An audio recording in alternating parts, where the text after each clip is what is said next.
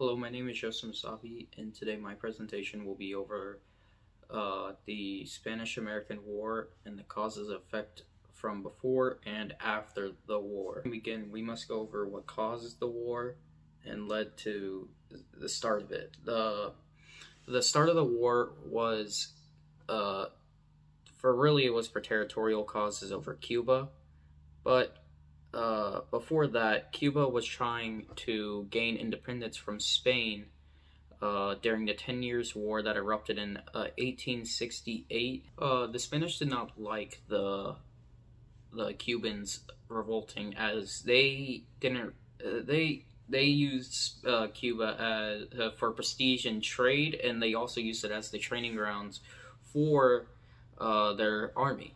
The Spanish Prime Minister Antonio Castillo announced that the Spanish nation is disposed to sacrifice to the last piesta of its treasure and to the last drop of blood of the last Spaniard before consenting to anyone snatching from it even one piece of territory. But in 1897,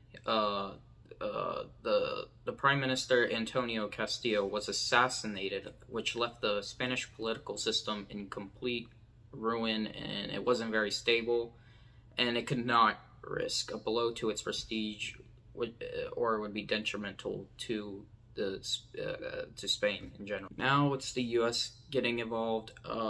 It really started to pick up in America with Joseph Pulitzer of the New York World and William Randolph Hearst of the New York Journal.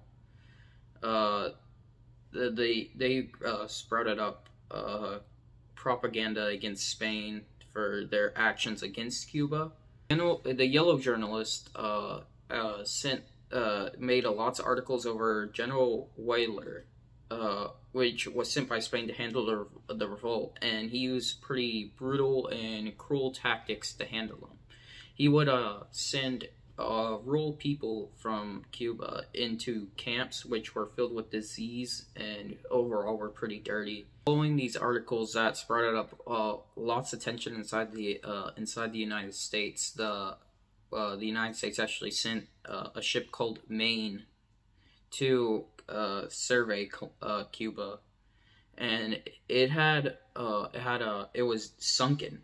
So of course, naturally, the Americans blamed Spain for it and decided that they would go to war with them. Following these yellow journalists that made up all this propaganda, lots of tension built up in the United States. So the United States decided to send a ship called Maine to survey Cuba and just watch it.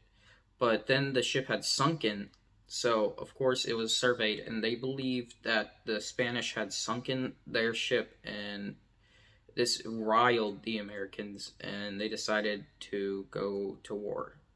But it turned out it was actually an internal problem that sunk the ship Maine. The U.S. Congress responded to Maine getting destroyed, which was their basically declaration of war, and it was called the Teller Resolution, which said Cuba is free, and it said the president could use force to drive out the Spanish out of Cuba. So of course, Spain sent the official declaration of war to America, but the Americans were already planned for this, and they sent their military to the Philippines, and they said as soon as war is broken out between Spain, they were to capture the Philippines.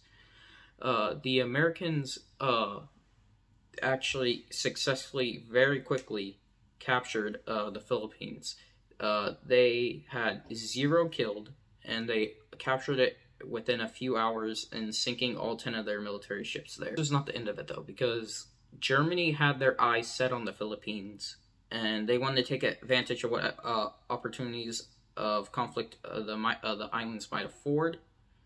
Their fear at the time was that German would take possession of the Philippines, but the Americans called Germans bluff and threatened the conflict if the aggression towards the islands continued and the Germans backed down. Though, to be safe, the U.S. still sent 11,000 troops to the Philippines, and on August 14th, 1898, the Spanish general Juanes formally surrendered to the U.S.